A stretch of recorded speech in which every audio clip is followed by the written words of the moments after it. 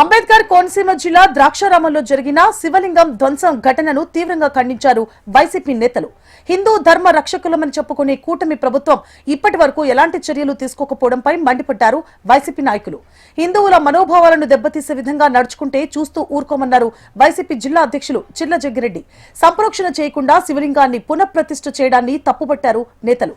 ఇక ఈ కార్యక్రమంలో రాజ్యసభ సభ్యుడు పిల్లి సుభాష్ చంద్రబోస్, ఎమ్మెల్సీ తోట త్రిమూర్తులు, పిల్లి సూర్యప్రకాష్ తదితర వైసీపీ నేతలు పాల్గొన్నారు.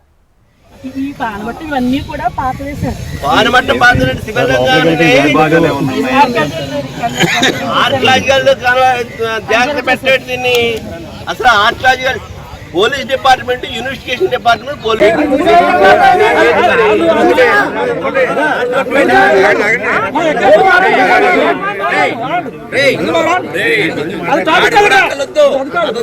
నేను జాగ్రత్తలు చూస్తాను. ఎప్పుడు వస్తున్నారేంటో తెలియట్లేదు. ఎన్నిసార్లు అడిగాను నిన్ను? లేదు సార్. ఊరికే నువ్వు